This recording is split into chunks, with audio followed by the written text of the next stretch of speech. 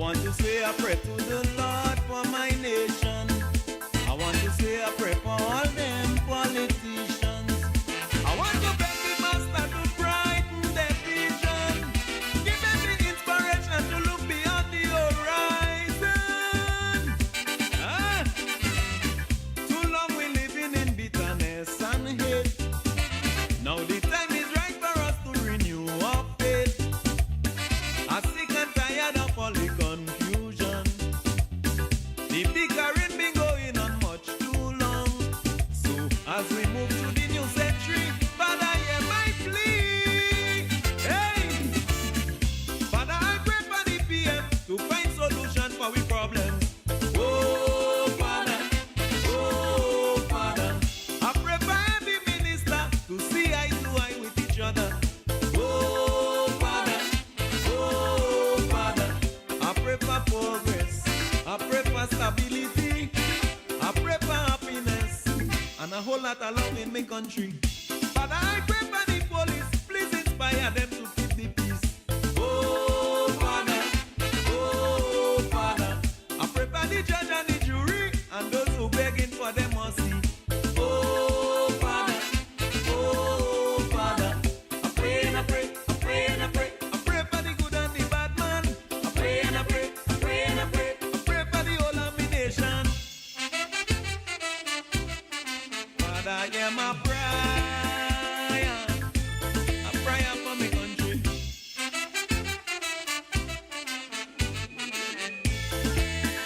Father, pray for my country. Pray, oh I say a prayer. Living conditions sometimes is so unbearable. It's very hard for the youths to stay out of trouble. Some of them went to school and they graduate with their degree, but they still cannot find nothing to do in this country. That's bad.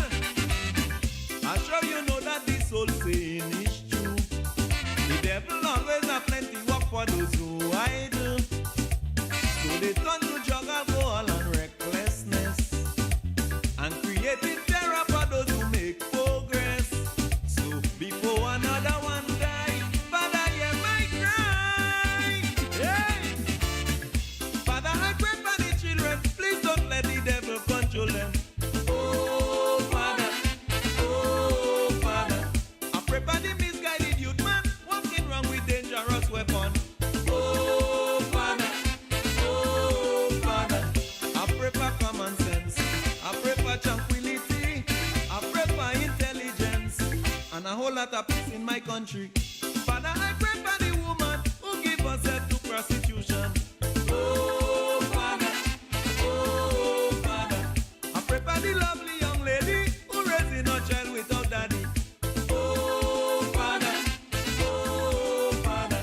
I pray and I pray, I pray and I pray, I pray for the con and the drug man. I pray and I pray, I pray and I pray, I pray for the whole of my nation.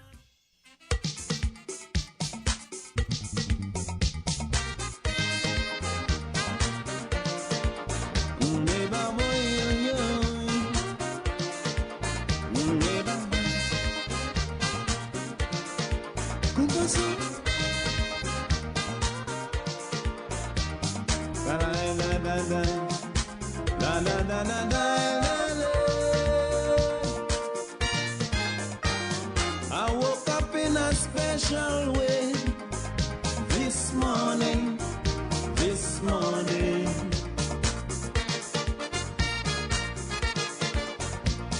I don't know why I feel this way this morning, but something really touched my soul this morning.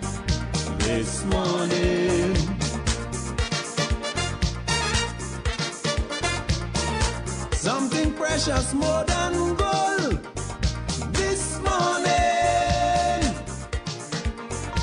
Morning neighbor, hear me, I scream and shout, what's the matter?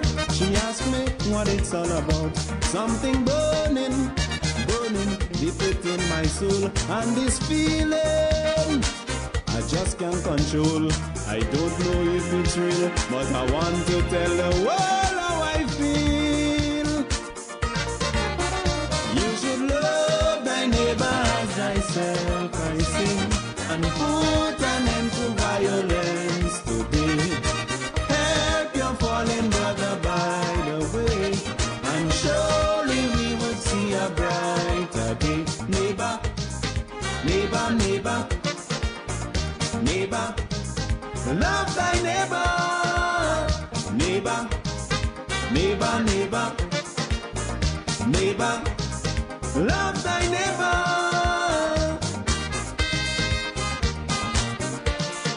We should live in love, oh neighbor.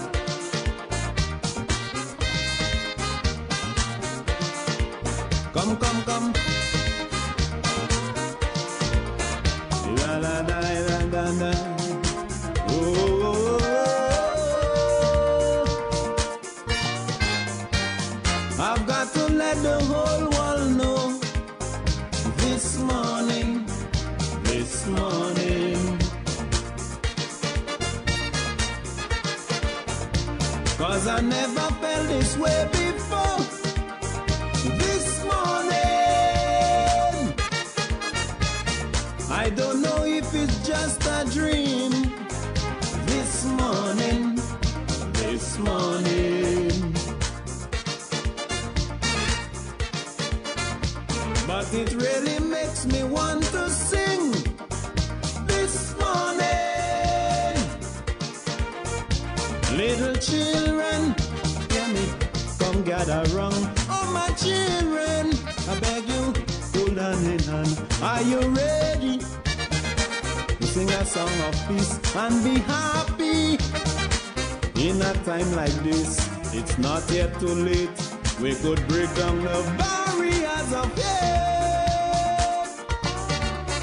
You should love thy neighbor as thyself, I say, and put an end to violence today.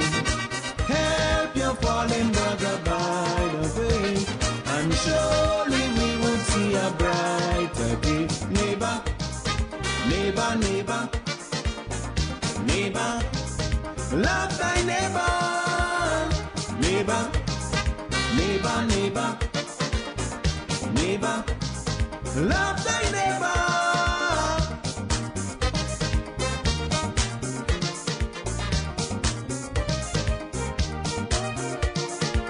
Mush it up.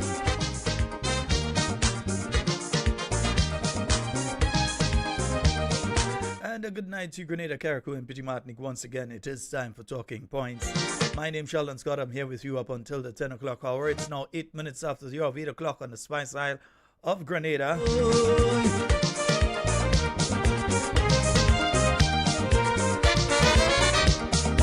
No more violence and crime this morning, this morning. Good night to you, Kathy Albert. I know you've got to run out, so good night to you. Time. We'll get the rest of the program when you return home. No more jealousy and grudge this morning, this morning.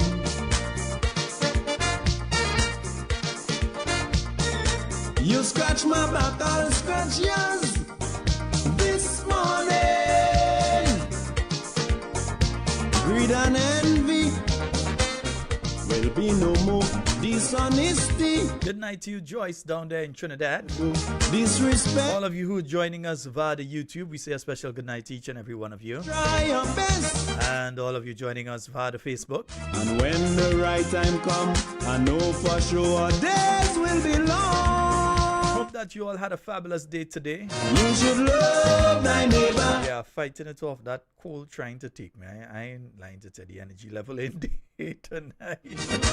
Help you. It's trying its best. You all have to give me some of your energy. It's trying to take me, yeah. Only we will see a bright. You all had realized the voice is very different from last night, yeah? Neighbor, love thy neighbor. Hey, Wade. Good night to you, bro. Neighbor. And good night to all the listeners via We Noise Radio. Reach out and touch thy neighbor. Too long. Yeah, Mr. Cole, we rebuke you. Yeah, you feel you could stop us? No, we rebuke the Cole. Yeah, you gotta go. Too long we living like stranger. Neighbor, I know what to do later, man. I go get rid of it. neighbor, love thy neighbor. Neighbor, neighbor, neighbor. You know, there's always one of these passing around anytime you see Carnival is over. And as much as I tried to hide away from it, it has finally found its way my direction, yeah?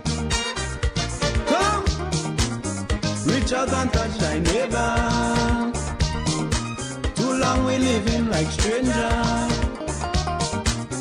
Reach out and touch thy neighbor. I tell you. And folks, it is our Thursday night talks. The phone lines are open. 440-7377, 347-329-3101. Don't want what happened last night to happen to some of you again, that you don't get the opportunity to call in and so on.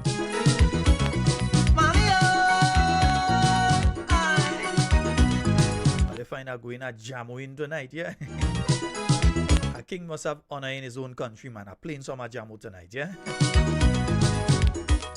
Folks, remember this Saturday it's happening out at the Grand Bra Community Center, Grand Bra basketball court, yeah? Grenada. That's the St. Andrew Southwest Constituency branch. They've got their barbecue taking place. So much black makers of history. Fish, chicken, and pork, yeah? People will agree.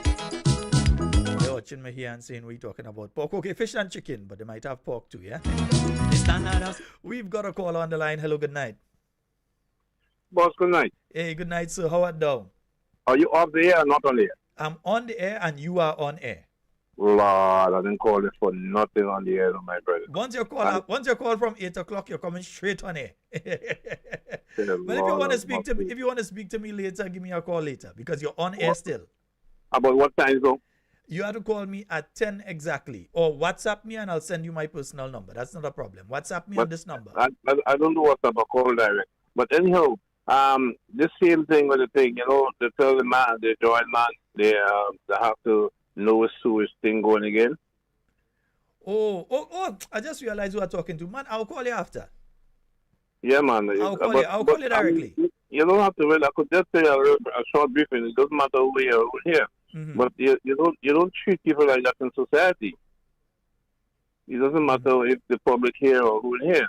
But I'm a citizen of Grenada. Every time you go to them guys, they tell you something different. Mm-hmm. Or this is the way they treat foreigners too. For the the economy of a country in Caribbean, I feel very uncomfortable under the planning department. Because I'm going to tell you straight, I had a first architect man who go through the drawing. Mm-hmm. Every time he do the rectify, they come up with something different. They ask for 10 feet from a minor road, we give them the 10 feet. When they finish the 10 feet, they ask for 16 feet. He do the work for 16 feet. So every time there is something. But what I have to say, the ministers and them sit in office, they do not know how some of the people are treating other people outside here who do other field work. So you mean the goalpost keeps moving? Eh? The goalpost keeps moving. The goal, yeah. Well, here's what. There's not much we could say on it here. Let's talk afterwards. I have your number. I'll give you a call. When I'm done, I'll give you a call. Yeah. Anyhow. And I know where to find you. Even if I didn't call you, I know where to find you. But I will call you when I'm finished. Okay, thanks, man. Have a good night. No problem, brother. Yes, indeed. 440-7377, 347-329-3101. Those are the numbers for you to call and get on to the inside of tonight's program, yeah? she's blessed by the Almighty. Oh God. So remember the St. Andrew Southwest Constituency branch have that barbecue luncheon? And I'm telling you, I'm vouching for them. It's always a wonderful activity, huh? The level of education keep rising. And it's not now that does have this thing. I could remember as much as over 10 years now. In fact, when we were in opposition the last time, so that would make it back as much as 13, 15 years or even more that they have been having this barbecue on a yearly basis, yeah? So that's going to be taking place this Saturday from 12 noon.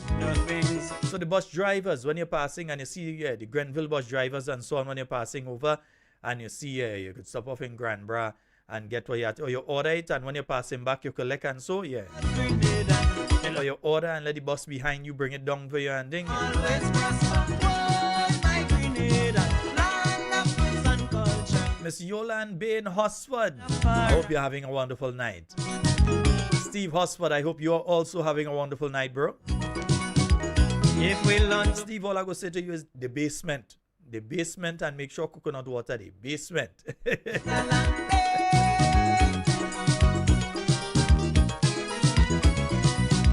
And folks, the folks out there in Marquee, they have contacted me. They said this morning,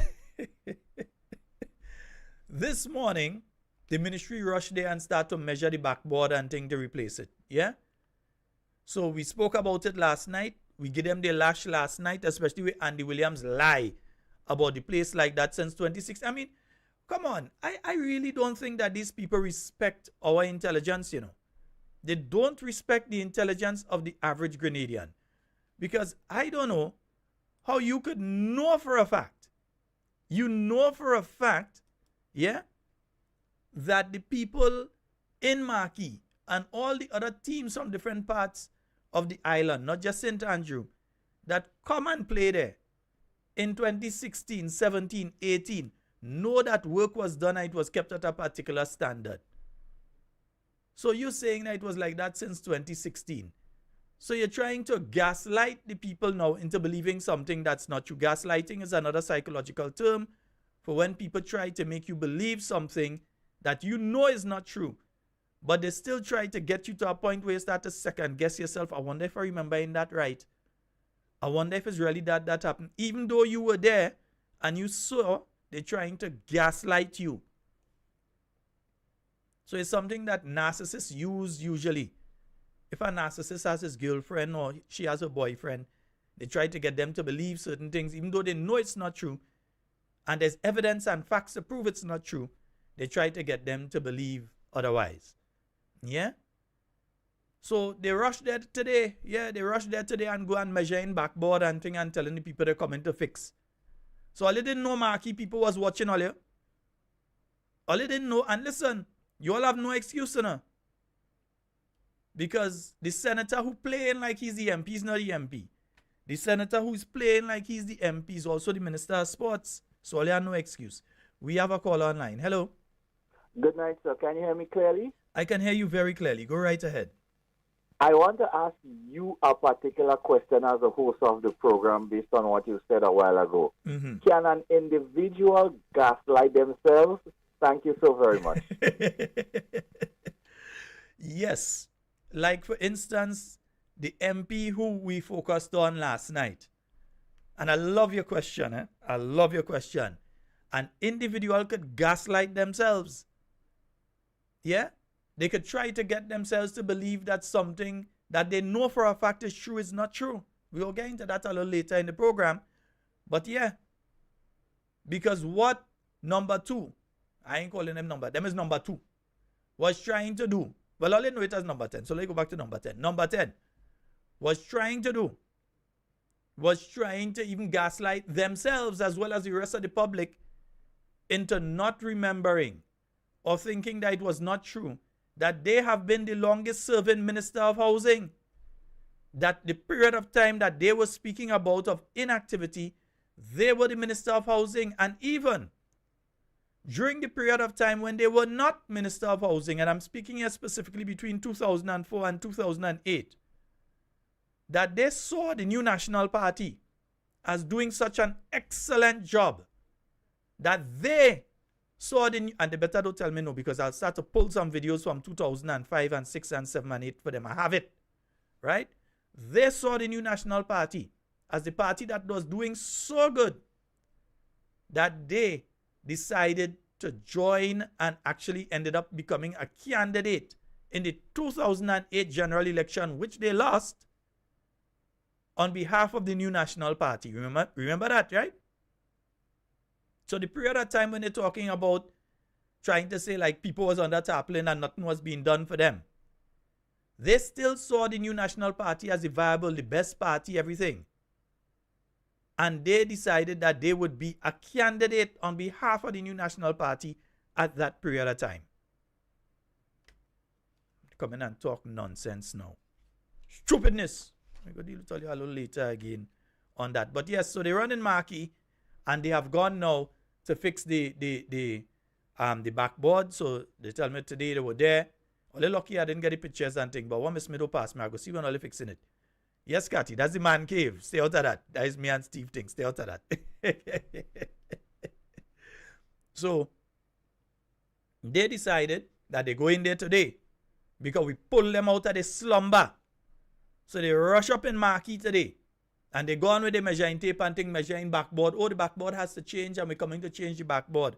And they go measuring and fixing up today to go and fix backboard up in Marquee. Yeah? So you see, we have to call them out. We have to call them out. Because when the member of parliament for the area, the 3-time member of parliament for the area, who the people voted for, decided that she was speaking out on the issue, the MP from the south, who nobody in that constituency voted for, nobody can vote for he, not from there. He's a south man, he not from up that side. But he decided he want to go and berate the minister for speaking on behalf of the people who she represents, who sent her to the Parliament of Grenada. He attacked her, nasty, back in April. But we in August now, we in another A, we not in April, we in August. And the job is still not done. Grass is growing on the court. It has grass growing through the cracks on the court, and they cannot say we lie because we have the pictures as of yesterday. So they run this morning and they go and they measure. Now, if we go leave all you alone, no. We ain't leaving it alone. We go talk about it again. Because you all cannot continue to just feel like it's okay to try and belittle and berate people when they speak up for their rights. No. So people of Marquee, we got your back, eh? And you know the Honorable Emlyn Pierre has your back as well. When I say we are talking about her as well, eh? We got your back.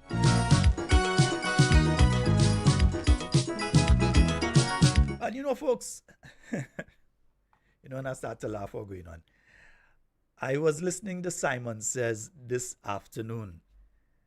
You know, on the evening time, let's just explain something to you all. On the evening time, anytime between 4 and coming down to 7, it's a kind of difficult time for me because that's when I'm putting things together to get here into studio. And you know, I always have JJ with me. Just by chance, he's not in studio with me tonight. But I usually have JJ with me. So we're trying to do what we can do to get into studio to make sure that we're here to do the program. Because I know we don't like to have people waiting and then we have no program. We want to make sure that the program is on. So I was looking at Simon Says, but I got just the later part of it. But there's one particular part of it that I got this evening that I found to be extremely interesting. And I'm going to replay this. I'm going to play this from Simon Says this afternoon because I found this statement to be very interesting. And I'll tell you why right after. So let me see if I can pull that up. Yeah. Miss Jenny Simon, good night. Auntie Jenny, nice. So let's hear what is being said here. Because Auntie Jenny went in, you know. Like, boy. She went in this. If you haven't seen Simon Says yet, take an opportunity and watch it all. I don't know what the first part much here, but you see that later part that I saw? Jenny Simon went in. Yeah. Oh boy, what's happening here? Where's my audio? Yeah, where's my audio? Where's my audio? Come on, where's my audio? Okay. My audio seems to be playing games right now, so let me see if I can get that right. That is there. Right. Let's see if we can have it now, if it's going to play now. And again, it's not playing for some reason. And I'm not sure why that is happening. Yeah, I'm not sure why that is happening. Yeah, let me see if I could fix that problem. Yeah, let me see if I could have that problem sorted out.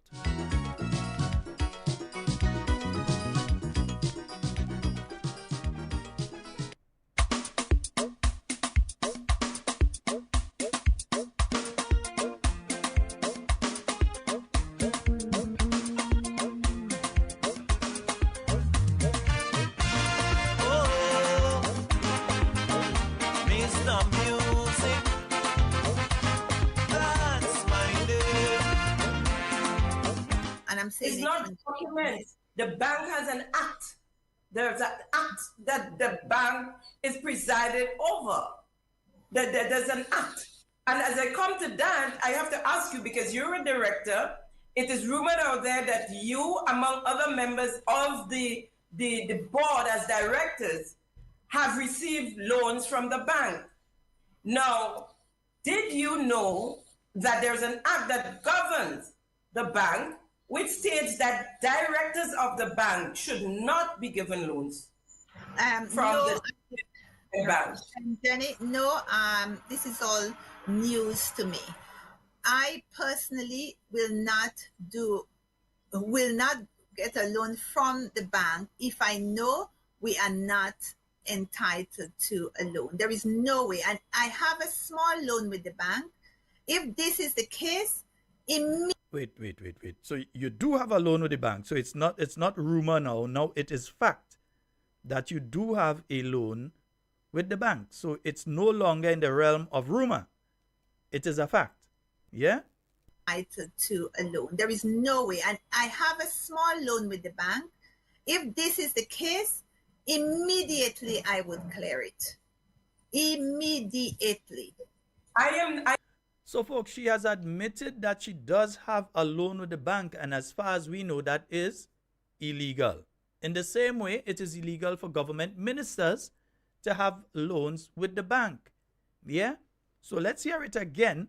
We're going to go back a little bit here. Let me pull this back a little bit here. Nice here. About this. All right. You pull it back a little bit, and let's hear again. This is all news to me. I personally will not get a loan from the bank if I know we are not entitled to a loan. There is no way. And I have a small loan with the bank. If this is the case, immediately I would clear it. Immediately. And you know what, Ms. McQueen? I'm not doubting you, because that's how things are being done lately. Vike. We come in there, we the directors of the bank, we put our people, everybody there. We didn't go through, said, well, we didn't do anything in order. Orderly, no order. There's no order amongst us. So to say to the directors, these are the acts. The bank is governed by an act, and this is it. You study it. That's before you should even be sitting as a director. And Jenny Simon is absolutely right. Let's go to the phone lines, and I'll come back to that one. We've got a call online. Hello, good night. Hello. Oh. Hello. Yeah, hello, good night, caller. Yes, go right ahead. Hey, this is Sheldon. Yes, sir. Yeah, following on the clip that you just played there, with these people who get a loan from the bank. So why the bank manager, he don't know that there is a law with the government stating that no MPs, nobody from government is supposed to get loan from the bank? Well, my friend, this is, bank manager, also the loan officer, he don't know that? Well, this is the point that Auntie Jenny is making, and she's 1,000% correct. And even the leading party, the prime minister, why does he allow these nonsense to go on? Can we hold these people accountable for all the loans that they take? Can we hold them accountable, the opposition leader? Can we hold them accountable for that and return the money back to the bank? This money is for farmers. It's not for government ministers. If you want to take loans, if you want to borrow loans from the bank, don't involve yourself into politics. Stay out of politics. Simple. So long we have to hold them accountable enough. With all the money laundering that is going on there, we cannot let the taxpayers' money just vanish like that. And even though the loan that the other country gave Grenada for Carriacou, for the passing of Hurricane Barrel, all this money, they don't declare nothing yet. Nothing haven't declared yet. So we have to hold them accountable for it. This is not fun.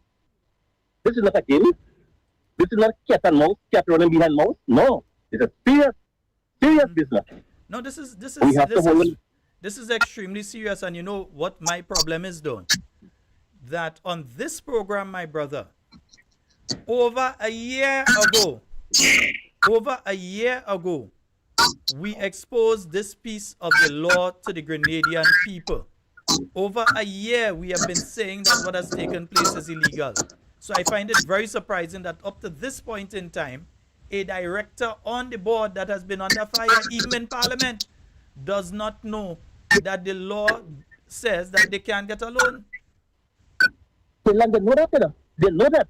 Can the people in Carriacou especially come together and sue the government of Grenada for the money that they have to pay to rebuild the home?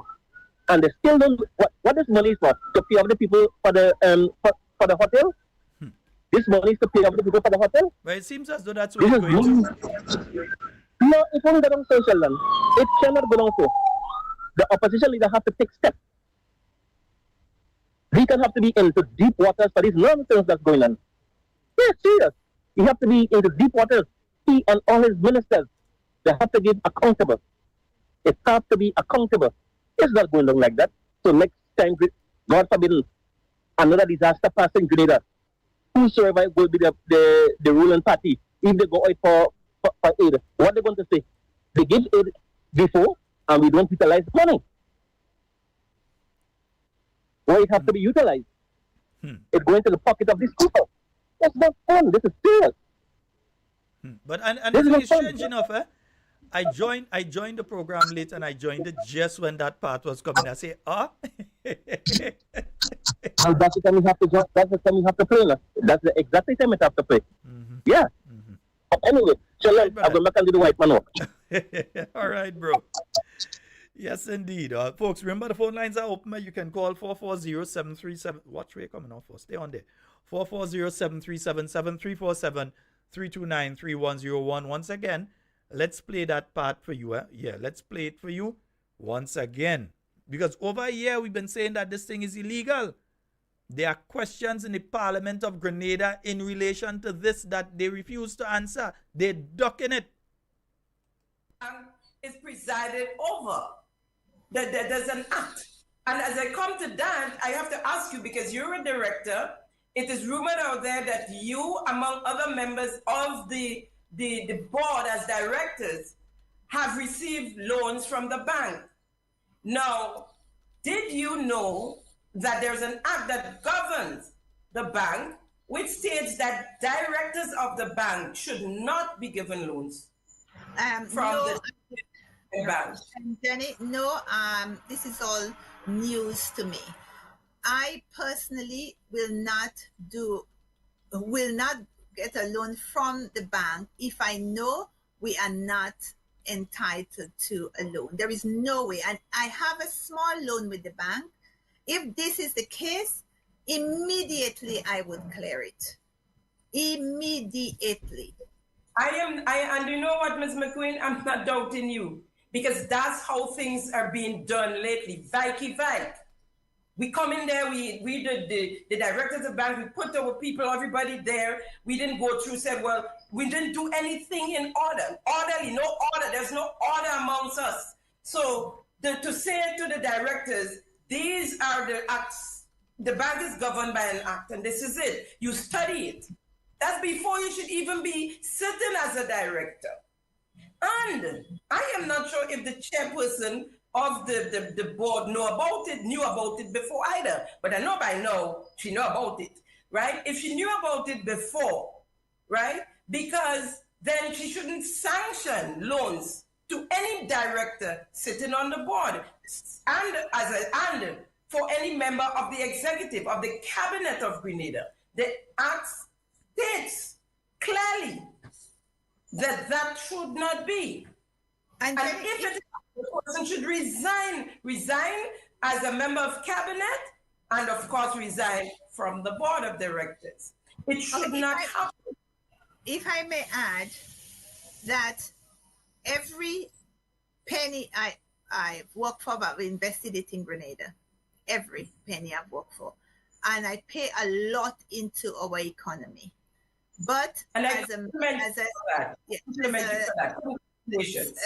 somebody, as a director of the board, if there is anything that is I'm doing that is not legal, I would find out and I would make sure it is sorted out. And I will come back on your program and tell you these are the things, lots of the things you are saying to me are news, but I will not just leave it here. I will go and I will speak to the right people.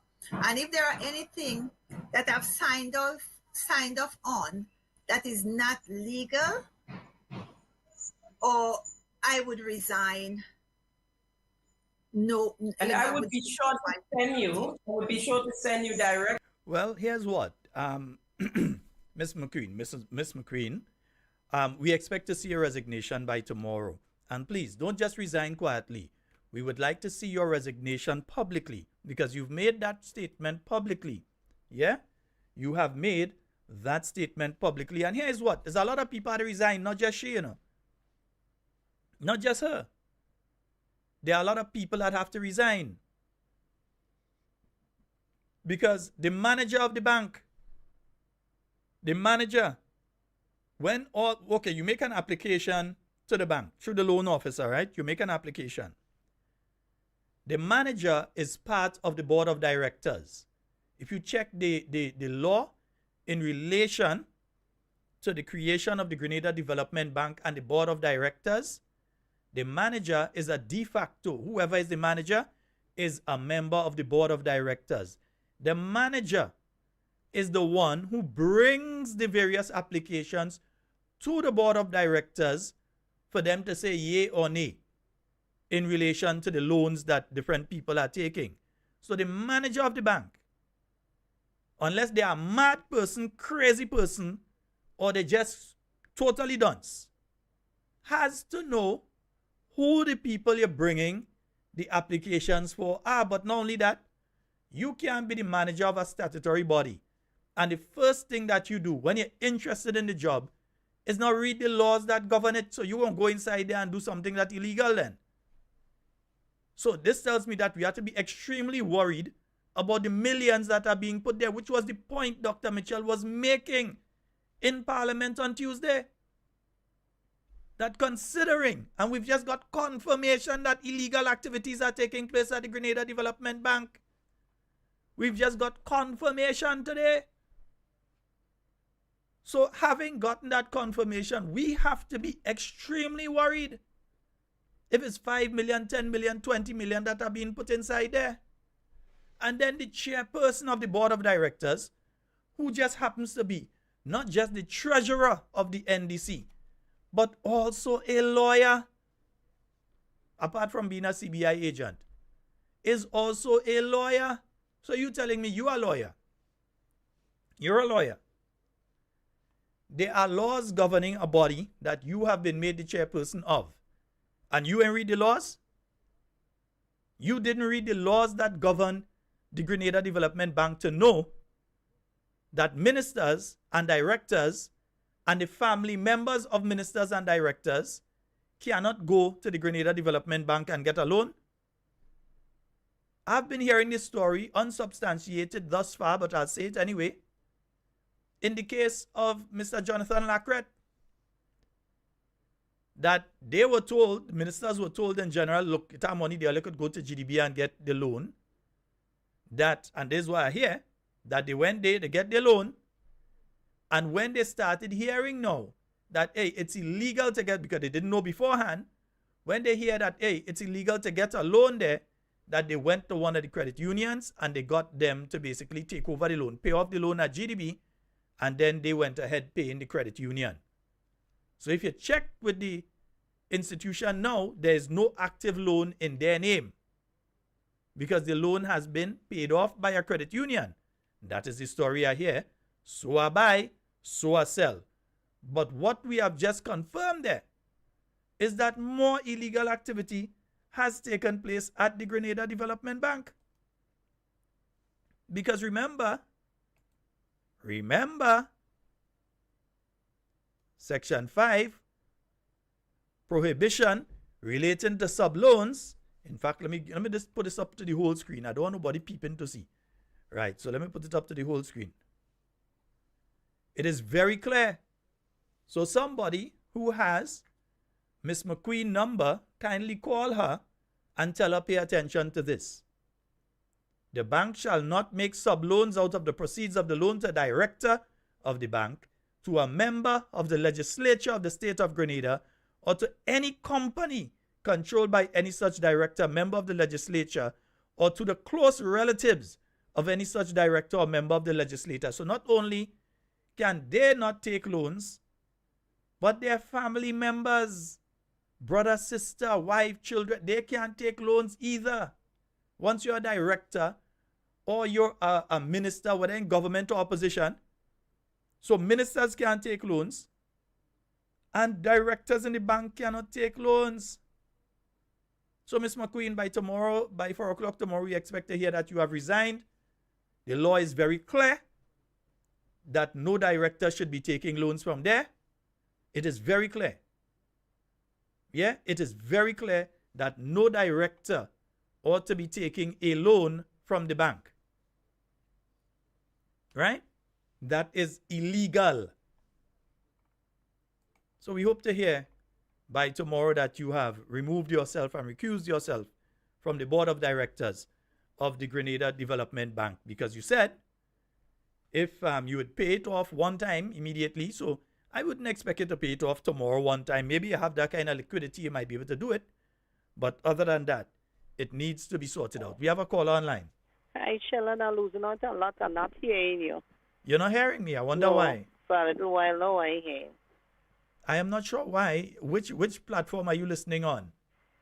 I listen on YouTube. To the point, YouTube. Talking point, but no, hold I on. thought it was my area, my end. But when I check, it's not my end. Hold. No, but it has. What I'm trying to confirm now is always happening. Are you listening on YouTube or Facebook? YouTube. YouTube. There may be an issue on your end because I'm checking on YouTube here, and I'm not getting that message from anybody else. So there has to be something. Yeah, if it's only you having that problem, it ain't coming from here necessarily. If other people are having it, then it may be something from here. Okay, but I think that's from your side. So the other people they don't have it? No, neither on YouTube or Facebook. I'm not seeing anybody else sending messages saying that. Okay. All right. Maybe it could be on my end. I don't know. All right. Yeah. So what I'd advise you to do, restart the thing. Okay then. Close it and put it on again, and then check the volume on your device. All right. Okay then. Thank we you. don't want you to miss nothing. Right. So all right. Yes, indeed. 440-7377. Ira. What go cuz? Yes, indeed. 440-7377. Now, yeah. So I'm telling you all.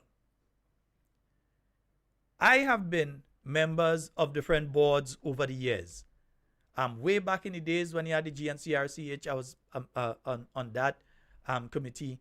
The censorship board, when they had a censorship board years upon years ago, I was a member of that. I've been on the National Stadium Authority. I've been on the Grenada Museum. I've been on the Cultural Foundation. Now, the problem there, the problem there is simply this. When you become a board member, they should immediately provide you with some documents. The documents should include, okay, you have been approved. Here are the laws that guide the organization. So there is a Grenada National Museum Act. You have that and any subsidiary legislation and SROs that have been put in place with that. So any additional rules that have been made by the minister since then and the laws that guide that particular agency. Because if you don't have that, how do you know the policy direction? How do you know the intention of the organization? How do you know what should be done and shouldn't be done, as is happening in this case? So you were telling me you have directors who do not seem to know what the law is in relation to that. They don't know what the law in relation to the GDB is. In fact, the entire board should be removed. Some of them should not resign. They should be fired. Everybody should go. How could you have a board of directors and you don't know that it is illegal for you to take a loan there? In fact, even if it was not illegal, it is immoral. Let me repeat, even if it is not illegal, if it is illegal, but even if it wasn't, it is immoral. Because I cannot see myself sitting as a director on the board of the GDB and making sure that even though it's not illegal, that I'm benefiting by taking loans out of the GDB. That's not what I'm there for. I am there to ensure that the organization functions properly, that the organization would survive, and that by the time I leave, the organization is in a better position than when I came in, and that it services the people of Grenada in the best way possible. Not that I go in there and on the board of directors, don't give me the loan to go find out what's going on with them. No, that can't be the approach. Yeah, that can't be the approach. So I don't understand what is going on there. So you have said it. We've shown you, yeah, because what we've shown you here from is available online, laws.gov.gd. Just check for the Grenada Development Bank Act and you will find it there. Under the section, the final section there that deals with the loan regulations and so for the Caribbean Development Bank loan and all of that. Yes, the loan that created and everything. Check there and it will give you the information in relation to who can get loans and who cannot get loans under the GDB. Yeah? And then you've had the situation I heard when Ms. Simon was asking about things like, for instance, Andy Williams has taken a loan there. Over $3 million, I think, that is owed to the GDB. If it's being paid, if it's not being paid, we have no idea. But you have the millions that he owes to the GDB. The security that he came with, which didn't cover the total amount that he has in loan. But the security, which is a building, a property in St. George Northeast, Mount Parnassus to be exact. The bank handed the documentation for it back to him so that he could have sold that property. So in other words, the security that should be at the GDB is no longer at the GDB for the money that he owes. And even if he qualified otherwise, part of the rules of gaining a loan from the GDB is that an individual must be in good standing with the government of Grenada. So your taxes have to be up to date. And we know that Andy Williams and his company that existed before owes millions to the government in taxes. Millions. They like to talk about other people, but they ain't talking about themselves. So they owe GDB millions. They owe millions in taxes. They ought not to have qualified under that alone for a loan from the GDB. Yeah? So who don't know? Somebody who has their number, kindly message them and let them know now that individuals who are not current with their loan, with their tax payments, etc., to the government of Grenada, that these individuals cannot qualify for a loan from the GDB. That individuals who are members of the legislature, i.e., they are members of the upper house of parliament or the lower house of parliament, cannot qualify for a loan from the GDB. That individuals who are directors on the board of directors of the GDB cannot qualify for loans from the GDB. The law is clear. The law is clear in relation to that.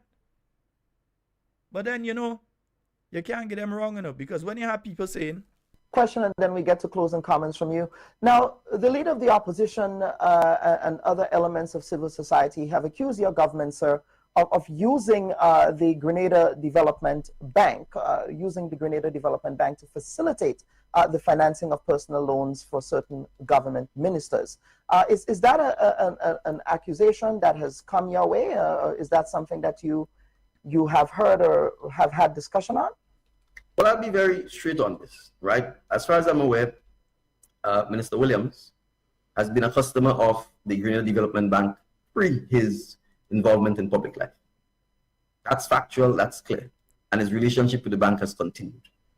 The bank and my government are not using the bank to finance the personal loans of any ministers. And I've said this specifically in relation in the case of Minister Williams, because I know, and I think the public knows, and bank officials will know, that Minister Williams was in fact doing business with the bank long before he got into public life, and he would have continued his business arrangements with the bank, would have continued post that. And that's the only issue I am aware of in terms of the bank having an actual relationship with the bank. But I want to make the point here. The Grenada Development Bank does business with the citizens of Grenada. A politician or a public official is also a citizen of Grenada. And if that politician or citizen or public official meets the bank's criteria for financial services from the bank, that citizen, that public official, that politician, in my view, is entitled to have access to the bank services like any other citizen of Grenada. Absolute pension system that we have. Absolute nonsense, foolishness, dotishness, and other ish. Absolute nonsense. Yeah? You cannot qualify. You could be a politician. I'm a politician. But if I was a member of parliament, I could not qualify for a loan. As a non-politician, as a politician but a non-parliamentarian, I can qualify. Understand set and subset. So you can't make the blanket statement that everybody could qualify. Everybody should qualify. No, that is not correct. The Prime Minister is wrong. That is not correct. All right? It can't be so. That is wrong.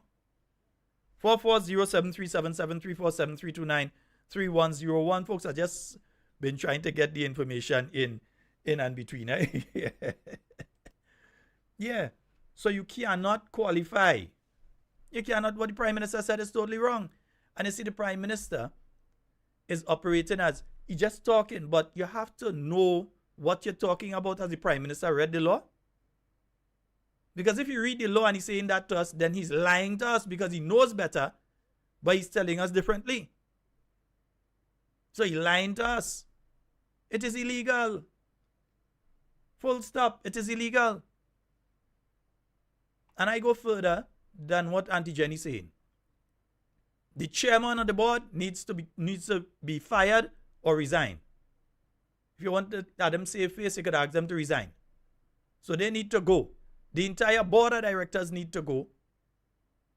And the manager, I don't know which manager it is that did it with new manager, the old manager. But whichever manager that brought it there needs to be held accountable. Because they know the laws that govern. They know the laws that govern. So they can't be doing that. They know the laws that govern this thing. Anyway, 440-7377. 347-329-3101. Yeah, let me see if I could get back one of those on the WhatsApp that has been trying to reach out to us. Let me see if I could get them back onto the line there now.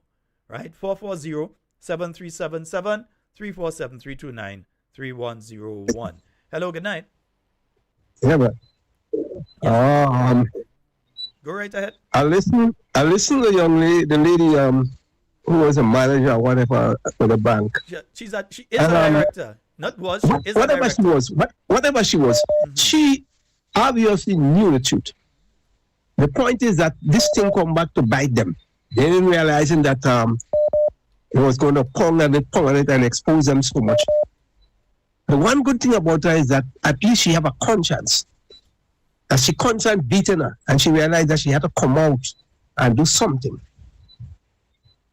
I only wish that Deacon Mitchell, that jackass, sorry to call him so, but I only wish that he had a conscience to talk some sense instead of talking a set of shit for the Canadian people.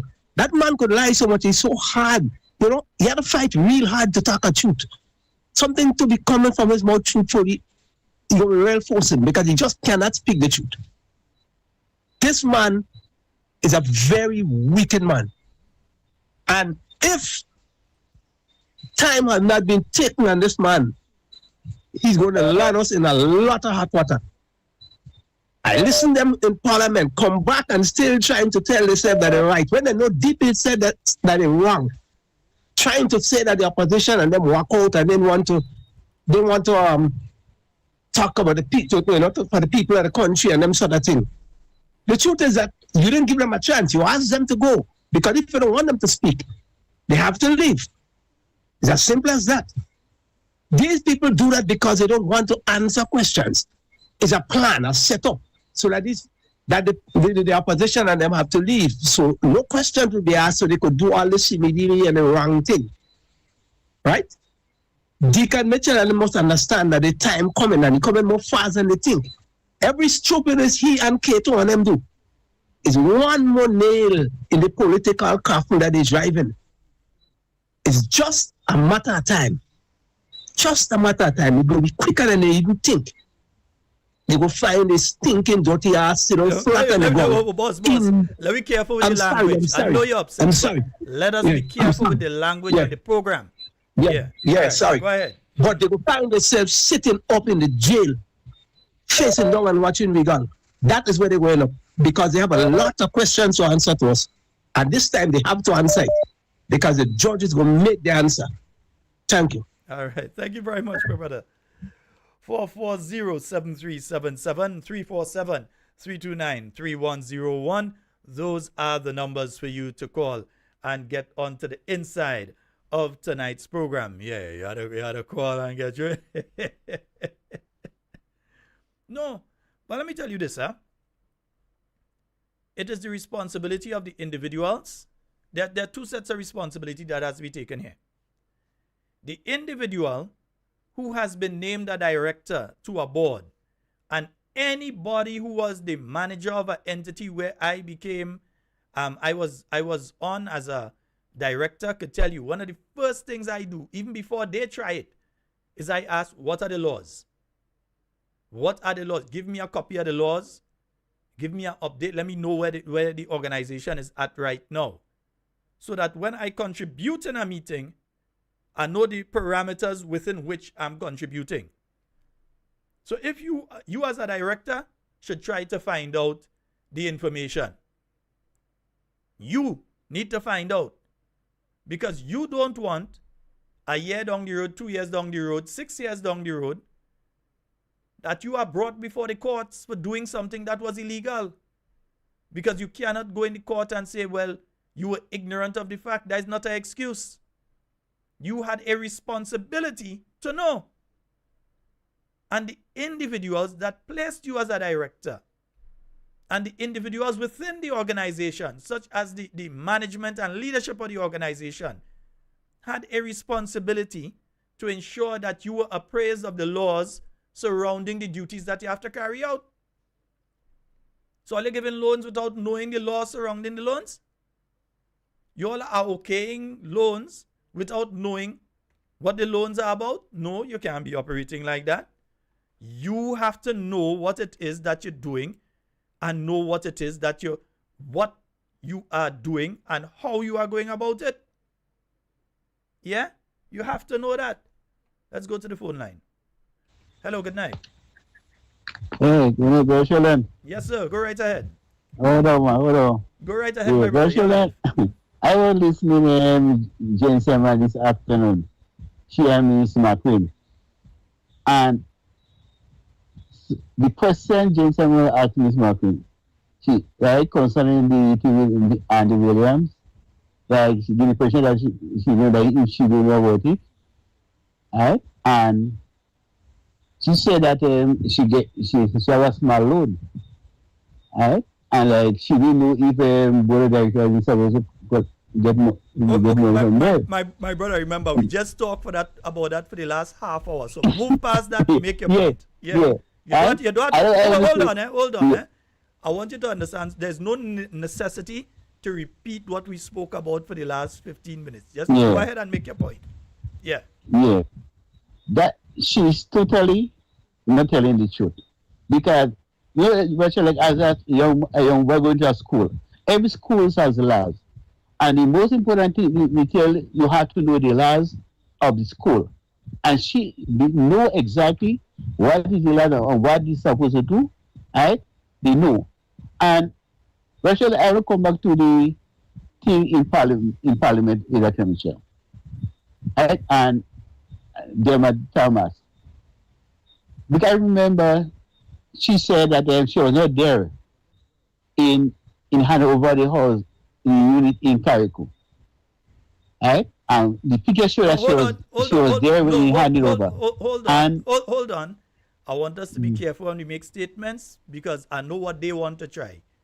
Her statement was that she had nothing to do with the distribution of houses. Not that she wasn't there. Her statement was that she had nothing to do with the distribution of houses. But go ahead now. She has nothing to do with that. Yeah. And she come back again talking about what she was saying in Parliament, what it was again. Like how the housing thing and things, like she didn't impression like she didn't know what was going on and things. Them was the longest serving minister of housing ever passing Grenada. She fully knowledgeable of what is going on. But I do believe with the number 2, she was going on Damascus Road and a light shine in her eyes of money to change her ways of to take away the integrity that she had while she was the LNP, and she lost that integrity with the money that she got. So she had to come to lie to keep her job. And I always say, and I will continue to say, what this government is doing, the government that is headed under this Prime Minister they can. One of the main issues with that in he and getting people is to pay them to hold him out and to lie. And once he could come to lie for he, that he consider you as a good minister, a successful minister. I want to say to the people of Carriacou and Peter Martinique and the people of Grenada, we know what is going on in our country and we have to do what is right. Comes the next election.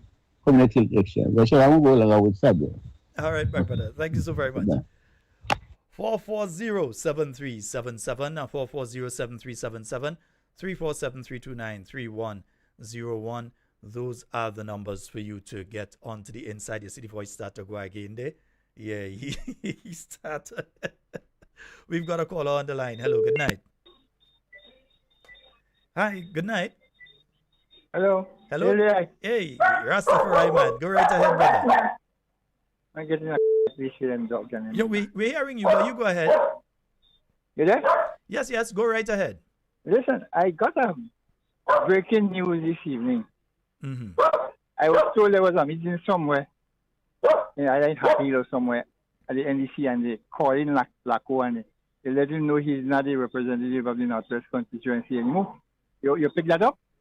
Well, it doesn't matter because he was never the representative there. Huh? To me, that doesn't matter. He was never the representative there. It was always Dr. the Right Honorable Keith Mitchell since December 1984. December the 3rd, 1984 to now, Dr. the Right Honorable Keith Mitchell has been the rep. So they were only fooling themselves into believing he was the rep. But I haven't picked that up though. To answer your question, I haven't picked that up. No. Okay. Another question I will ask is, based on the parliamentary procedure, right? Mm-hmm. Because you in politics, you inside talking to me, I always outside calling you. Mm-hmm. Now, based on the procedure, isn't it the proper thing to do that if there is a point of order, it's supposed to be directed to the Speaker of the House, and then the Speaker of the House speak to the person who they want to make the retractment? I went over it a bit last night, and I even showed the part of the standing orders of the House in relation to that. So you may have missed last night's program, so you would not have gotten that. But I'll shorten it just to say, when you are standing, you can stand on two things: a point of order or a point of clarification. Other than that, you cannot disrupt a person when they're making their presentation. When it's a point of order, you have to stand. When you get the attention of the Speaker of the House, the Speaker says he recognizes you, the Member of Parliament, St. John, Member of Parliament, wherever, and he says to you, what are you standing on? Or you say, I'm standing on a point of order. I draw to your attention standing order number 12, standing order number 16, standing order number 37, whatever it is. You draw to the attention of the Speaker the problem that you have with what the person has been saying that goes outside of the rules in the standing order. And then You may tell the speaker, you say, well, look, I would like for the person to withdraw that, but you can't just get up and say, me and say that, withdraw. You have to point where the person has said something. Now, if they have said something and you find that what they have said is not true, you stand on a point of clarification. So you stand, when you're recognized by the speaker, you say, I'm standing on a point of clarification.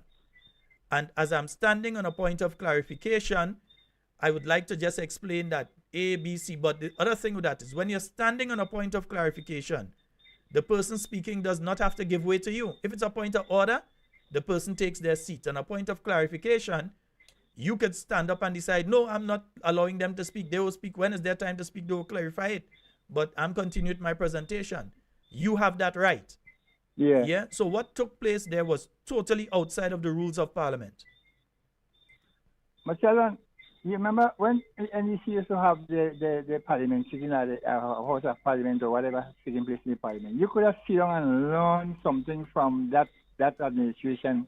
And when you go out there, you are more better equipped to meet the needs of society. But this government is like when they have a Parliament sitting, it's like everybody gets more dotish. And I think the speaker must be able to correct the minister. If he doing something wrong, the speaker have to correct him and put him on the right track, because these are sort of young people already, they ain't know much. Anyway, I think I had you up long enough. So thanks a lot. Have a good night. All right, my brother. Thank you. 440-7377. That's 440-7377. That's the number for you to call and get onto the inside of tonight's program. Yeah. No. I see some people messaging me and telling me that they're removing Laco as the NDC constituency lead. I understand that. But I'm saying they were acting as though he was the MP. So if it was Seed, was he? If it's assistance for housing, you had to go to Laco. He's not the MP for the area and has not been the MP for the area. So when they have their meeting and they inform him that he's no longer the NDC, we ain't care about that NDC business. they could go ahead.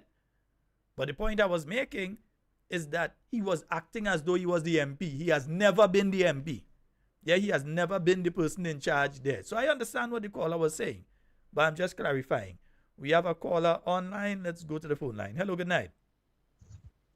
Good night, Sheldon. Good night, my dear. How are you? I'm fine. I'm just calling on behalf of the young lady in Cherry Hill. I want Andy to come and watch behind the house and see how it's so dangerous. Yes, so you can put her that for me, please, because he promised to come and watch it and he never come. Okay. So if Andy to come and watch it and see where he can get somewhere to put a young lady with his children. Because little kids she have a retarded brother and a 6-year-old who's a seizure, you know? Yeah, I know. So if they could come and help her for me, please. Yeah.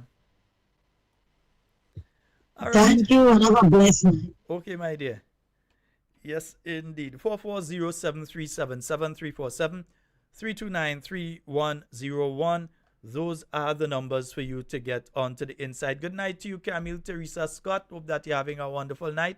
I know you ain't seen me for the week because I've been down home for the week, and I find right now, like the cold want to take me, so I ain't too sure. I ain't too sure I'll be kidding this week, tomorrow at all. We have a call online. Hello, good night. So long, good night, good night. This is Camille Teresa Scott. Good night. I listen every night, you know. You know somebody might think that I actually see that you was every calling. night. Good night to Mr. Watt. Good night. Dr. Mitchell, good night. I'm very proud of you, sir. And Fatty and Matthew, good night to everybody. I did, you know, you don't hear me because I don't have credit. When I don't hear me, I don't have credit. And I want to say special good night to the lady from St. Davis that live in New York that pass and look for me. Yes, I'm all right. I did, but I'm not 100%. I don't feel in good today. I have a lot of pain, so most of the time, Sheldon, I come home, I take my shower and I take some medication, and that does knock me out. Yeah. I remember you told me that too, so that's why I will shout you out because I know you did. So I did. Yeah. I did. Don't worry. I'm trying to see if I'm making it to town tomorrow because I haven't been to town for the week. Michelle make me laugh, boy. When somebody send, bye, my boy. Somebody send this thing from him in Parliament. I am not rejoining it. They put me out. I laugh, I get weak. And I had pain that day, really. Anyhow, they're too disrespectful. They're too disrespectful. And that man say he's Adventist. He's in church, you know. Well, what are they doing this thing for? Anyhow, good night to all the Grenadians home and abroad. It's comedy. They don't hear me because I don't have credit. Because life, things is really rough. Things is rough. Some just shame to speak. Some shame. Yeah. Anyhow, we have to hold on. NMPites, hold on. Yes, indeed. One day at a time. Hold on. Cammy. Have a blessed night to everybody. Cammy, before you go, what you have there for the people that going back? You have what I have, cocoa? boy? Oh God, I don't want nothing, no boy. I You ain't have cocoa down there? I ain't got nothing, boy. King rough, I tell you. Winter you coming don't up want clothes now. Nah, they You don't want clothes. Some little clothes I had it. Nobody don't buy. Yeah. I ain't got nothing. Mr. Watts and his wife say good night to you. They just sent Good a night message. to Mr. Watts. Good night, darling. And you know boy, you should have seen your family in Parliament. What? And you know Matthew listening. I find it take long to speak out. I find it take long when they disrespecting him and calling him little boy sit down when ranting him. I find it take long. Well, all right. Yes, I feel happy. Yeah. I'm not enjoying it. I'm not enjoying it. Put me out. Hey. Yes, I. Anyhow, good night to everybody. All right, Gabby, you have a good one. Yes, but that will be listening, eh?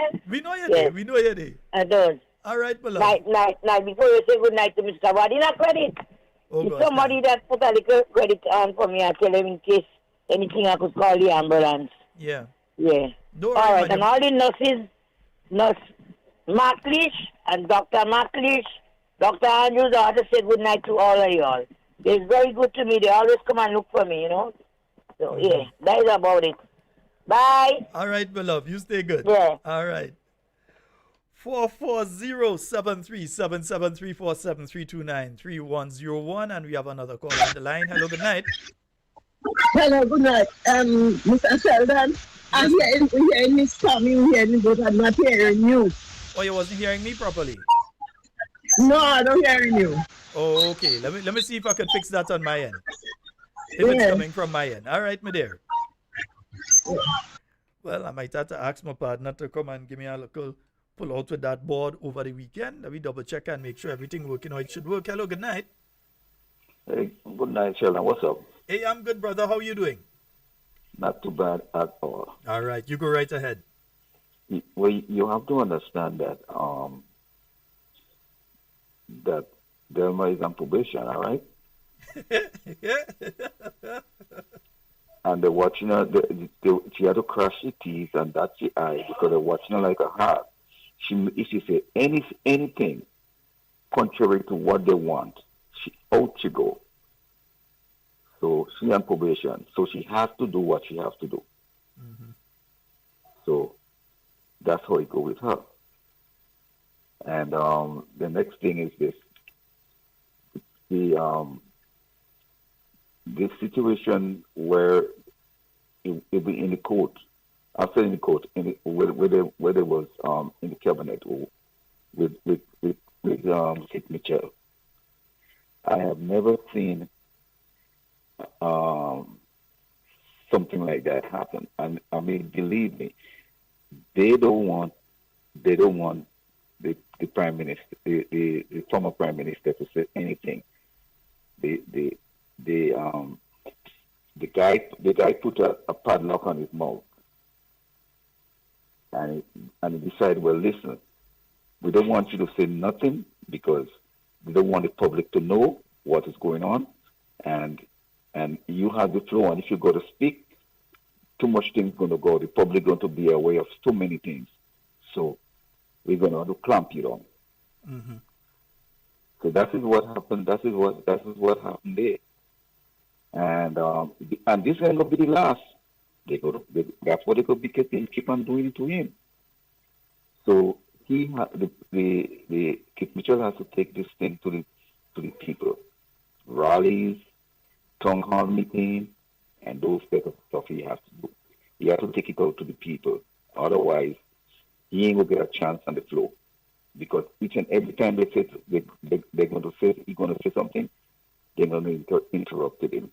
So, they will kind of interrupt him to throw him off.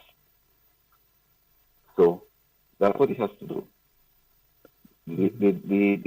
And the other thing is that, Deacon Mitchell, which is the Prime Minister, this guy,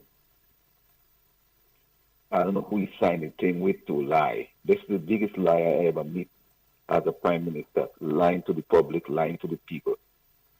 Deacon Mitchell is, and then the thing is that all his members, all the cabinet members, take a page from him. Is a lying spree they're on. They lie about everything to the people. Every single thing they're lying about. And you see, the other thing is that, these second-class citizens, they've been selling the passport for. They have a game plan there, because, these people could determine the election. Mm-hmm. Because when you hear they sign up to vote, they will vote for NDC. And there's a lot of them, because they already know how much people that new voters, and these are the people going to flip the election. These people who they're selling the passport to. So this is a serious thing. Trust me, it is a serious thing for Grenada. These people, the constitution should change. They should not let these people, even though they're selling passport, they should not allow them to vote. Because they are not Grenadians. I mean, they are second-class citizens. They were born here, and they should not allow them to vote. They should not allow them to vote. So the constitution must be amended. Otherwise, these people will be in power for a long time, because that's how they set it out. To sell passport to gain more people to vote for them. Mm-hmm. Mm-hmm. Well, all right, children. All right, thank you. All right, my brother. Thank you so very much. You're most welcome. All right. 440-7377 and 347-329-3101. Now, I wanted to pull up something here as well. We spoke about the GDP, and if you all want to mention something on that, it's okay. Yeah, but I'm just searching for something here. Yeah. Now, they don't want us to be discussing they don't want us to be discussing that budget at all, the supplemental budget. They don't want us to be having a discussion on the supplemental budget at all. They don't want that. Let's just go back to the phone line. Hello, good night. Hello, good night. Hello. Hello. Okay. Yeah. So they don't want us to be discussing that at all, because there are things that they really don't want you to know are contained in the supplemental budget. And I'm just want to run through one or two bits and pieces of it. Yeah. And I was speaking about one of them to you all the other night. Yeah. And okay, let me just take this call and then I'll come back to that. Hello, good night. Hey, good night, Sheldon. How you doing? Hey, I'm good, bro. You go right ahead. Good night, talking points. Sheldon, this is a little bit of interaction between me and you. As far as you and I know, none of the individuals on the GDP board or the minister in question has been charged with a financial crime. Not so? No, not as far as we know, no. Right. So if that has to be the case and a case has to be brought to them, isn't that the case for the FIU? Mr. Latouche and these people, them? The AG go tell them. Right, the AG go tell them. Right, next question. If any one of these people has, if they get charged, right, be it this year, next year, I have read over and over that statutes for financial crime, there's no limitation. So it can be 2069, 2070, it could be 90 years old. Once you're convicted of a financial crime, you can be in prison. Am I correct? I don't know the law in relation to that, and if there's statutory limitations according to what particular. I think there's statutory limitations according to what particular offense it is. So you can't make a blanket statement in relation to that. Right. Well, we could clarify that, but that's not neither here nor there. But the lady in question did admit that she have a small loan. Fair enough. Minister Andy got his loan. Minister Andy, MP Andy got his loan in 2022, November thereabout, or December thereabout. He was a sitting MP, parliamentary rep, member of parliament, minister. So, I mean, how much more clear shall we be? How much more clear will we be and say this is corruption and fraud? And lastly, before I go, Mr. Sheldon, I went on the island today, from the west, come right or wrong. I go all over the country today. Look, when I'm looking for the tarpaulins at number 2, number 10 talk about. But I was rather amazed. I had patchy sautés and there was nothing at the south, no tarpaulin. I was asking if a hurricane passed up yet. You see these people, them? That is stop. They need to stop. But you see the FIU and the directors, you see that one? I personally go be crying and reading more about how to get them charged, especially the ministers. Have a good night. All right, bye, brother. Yes, folks, and let me just pull up something here for you all. Yeah, let me just pull this up. Nice, yeah. And what you're looking at here is part of what was being discussed in Parliament on Tuesday. Eh? Now, under the Ministry of Mobilization, Implementation and Transformation, you see various funds here being spent under that ministry. $8 million here in relation to, let's see, the rehabilitation and construction of small roads within 6 parishes throughout Grenada. This represents approximately 20 small roads to facilitate the completion of 26 houses and the completion of 15 new houses in St. Patrick. Yeah, that's, you see here the intended use of the funds. And you're seeing that is what it is they're speaking about here. So $8 million to do some small roads and to complete 26 houses. Yeah, the completion of 26 houses and the completion of 15 new houses in St. Patrick. Not St. Patrick, sorry, St. Patrick. Yeah, you know, the apostrophe here, so you have to be careful. Right. I'm wondering, if you're doing houses, I would think that money would be under the Ministry of Housing. But it's not under the Ministry of Housing. This money is being allocated for housing, under the Ministry of Mobilization, Implementation and Transformation. If you're doing roads, I would think that the money for rehabilitation of roads, construction of small roads, so you're fixing roads that broken and you're building new roads, I would think that that would be under the Prime Minister's ministry, which is the ministry that deals with infrastructure and works. I don't know how come MIT end up as the ministry dealing with every other department. Yeah? They have $1,500,000 to cover the cost of cleanup activities on mainland Grenada, Carriacou, and Petit Martinique, which, if you ask me, is, anyway, I'll leave that alone.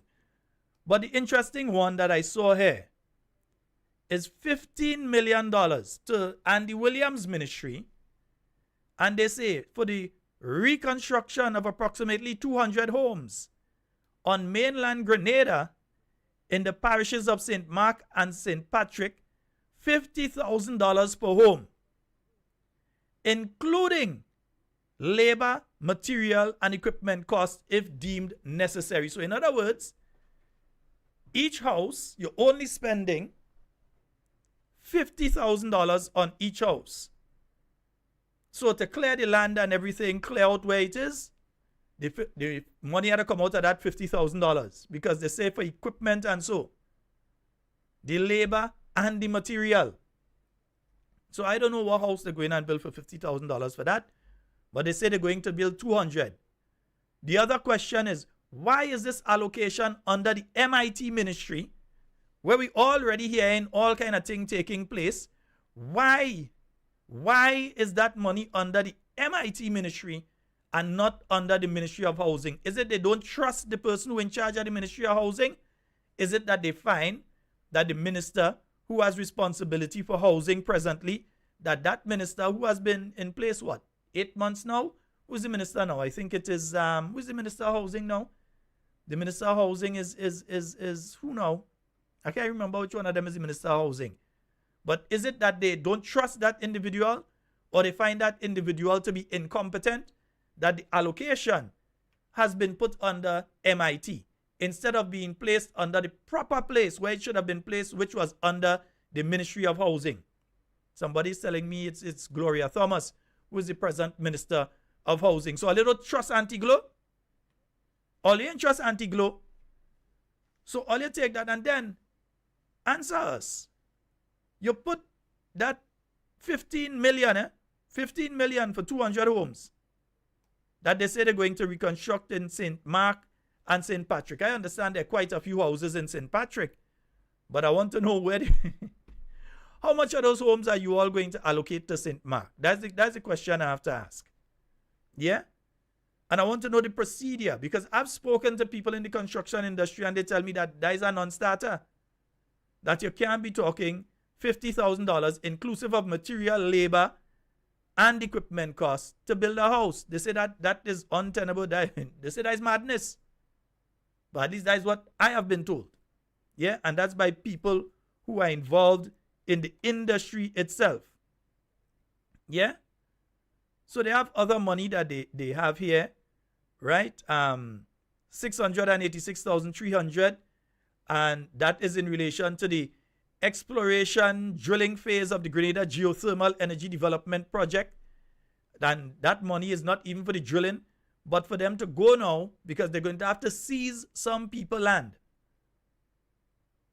acquisition. So some of you that have lands, for instance, because I remember the geothermal report that came out of the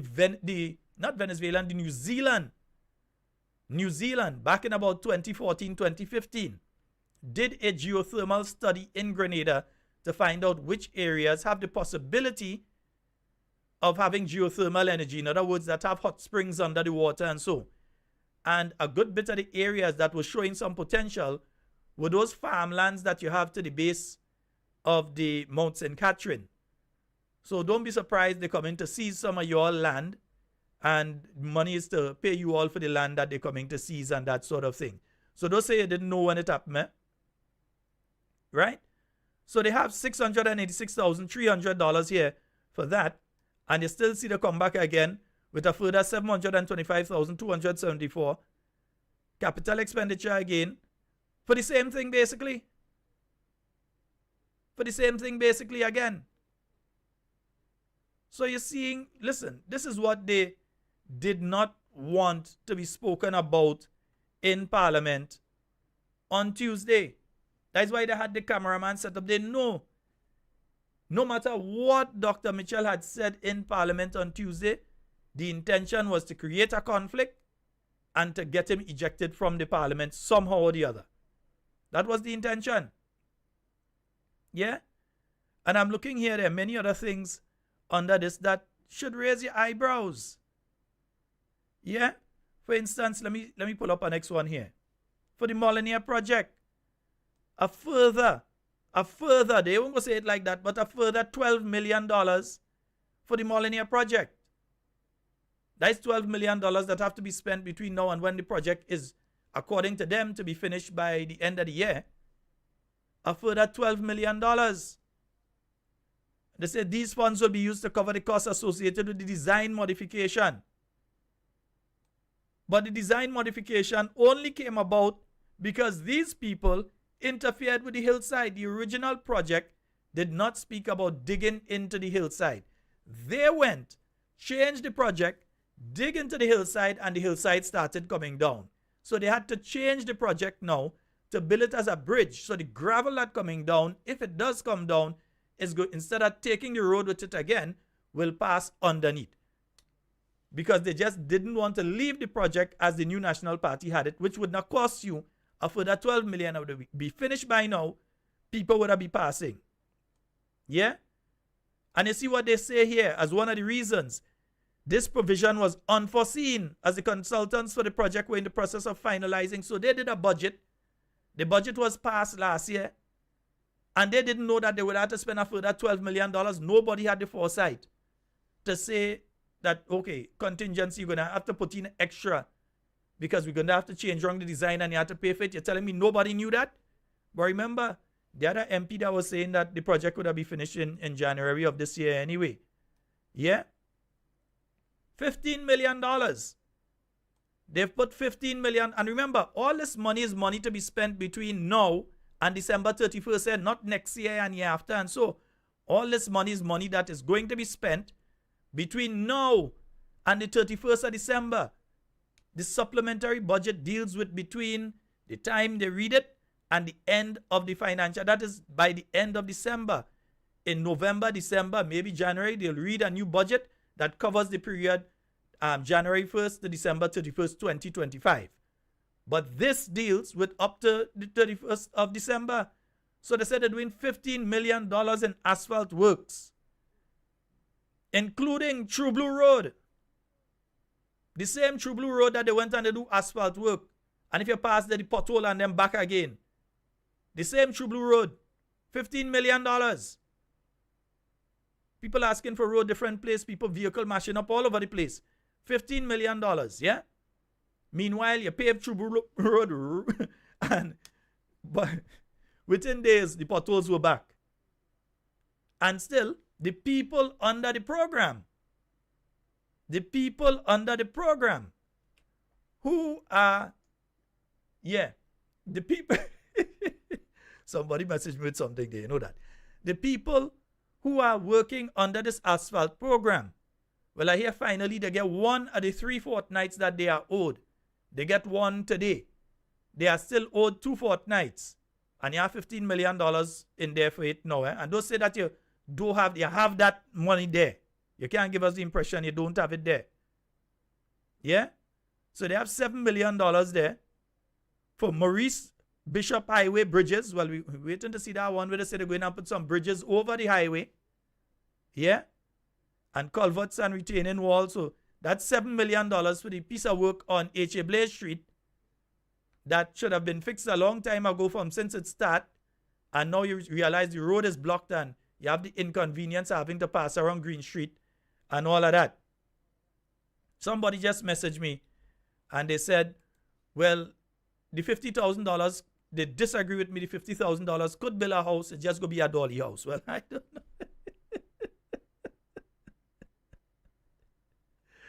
I don't know. Here again, we see $5 million in relation to the cliff rehabilitation project. And somebody tell me, is that project going on right now? Is that project active? Because I hear all sorts of stories about contractor and this and that with that particular project. What is taking place with the Woburn Cliff project? Because now they're putting an additional $5 million. And now the same people who put in that $5 million telling you, this was unforeseen. In other words, they did the budget last year. They put money for that project, but they fall short by $5 million. And I guarantee you, because this $5 million is money that they're budgeting to be spent between now and the end of the year.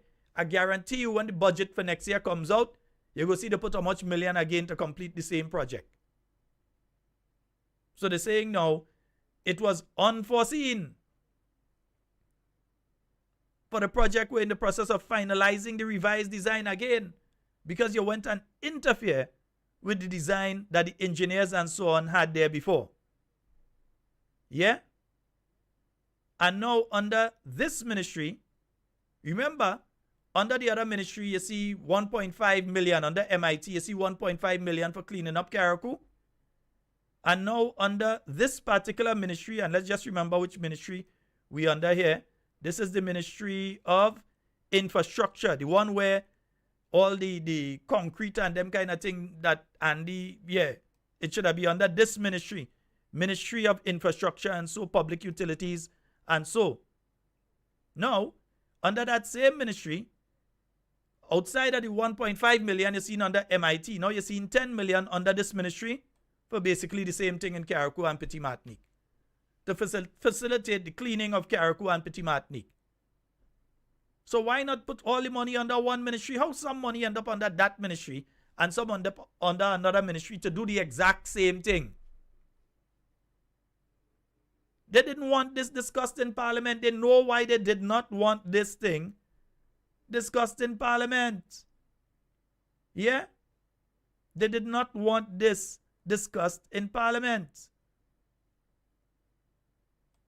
So now, you have under the Ministry of Housing, you have $4 million for a housing support program. So you know what? I want all of you who know you need your little building material and so, go and check your MP. Or in the cases where it's an NNP person, the NP, check the NDC rep that they have there, because them who they making like Bajan in them areas and them. Go and check them. They can't say they don't have money. I'm showing you that under the Ministry of Housing, and demand it from them, the Ministry of Social and Community Development, Housing and Gender, they put $4 million for housing support. Yeah? And they're saying they need it there because they take the money from the Ministry of Housing and they give it to the MIT ministry. They ain't want this discussion to take place. They don't want that discussion to take place, my friends. These are the things they don't want discussed. Yeah? There's one allocation here. Let me see if I can find it quickly. There's an allocation that I'm seeing here that I mentioned it on the program before, but I want to mention it again right now. And that's when it comes to that $2 million, $2.5 million that they are giving for the YouTube and so on. Yeah, because I tell you what the trick is there already, you know. I told you all what the trick is there already. And I'm just trying to find it quickly, but let me just do a quick search here. Yeah. Right. Yeah, so let me pull this up for you here. Right. So they're saying this is under the Ministry of Economic Development, Tourism, and so on, Creative Economy. Right? So they're saying they're giving $2.5 million. Yeah? K. Perez, I hope you're listening. Yeah? Pineapple Communications, Mikey, all of you content creators here. Is what Andre King or whatever his name is, all these people and them. Yeah? They put $2.5 million there for content acquisition, for production development, destination promotion, and YouTube channel development. Yeah? So they say this activity was not considered as part of the original budget. And here's what they're saying here. The YouTube channel to be strengthened by creating content specifically made by local Grenadian content creators. So, K-Perez, I'm making a case for you. I don't know you. I've never met you. I've never even interacted with you. But you are a local Grenadian content creator. The channel will provide destination video content with a focus on positive stories from the Tri-Island, engineered to go viral. In addition to the above, new content would be used for any digital campaign or new digital partnership that the GTA, Grenada Tourism Authority, undertakes in the future, or used as a platform for future content development and strategic developmental marketing for stakeholders in both the private and public sectors, both locally and internationally, inclusive of our foreign offices and trade partners overseas. Let me tell you all something, During the carnival season, over 24 content creators were brought into Grenada by the Grenada Tourism Authority. You see that $2.5 million? That is the money to pay for them. The local content creators ain't getting that money. Let me repeat. The Zoking Dre and the where's Papi? Yeah, Papi. And the K. Perez and the Mikey and the Pineapple Communications and these people, them ain't getting that money. That money Well, a Junior George might get a cut in that. He might get a lash. They go say he's a content creator and he might get a lash. But most of that money, believe me, spent already. Most of that money spent already. That is what they use for those content creators that came in here during the carnival season. But remember, when it comes to content creators, they are what you may call front loading. I want to say front loading. They have their reason why they bring in some of these content creators. They have their people who they are bringing, and they have their reason that they are bringing these people. Yeah? They have their reason that they're bringing these people. And let me give you an example. Let me see. Where is that now? Let me see if this is the right one. Yeah? Now, everybody knows me to be, well, what seems to be a strong NDC supporter. But I come bringing sad news, with disturbing news, unfair news. Now, before election, that is before Kit called election, he announced a date. Now, I text Andy Williams.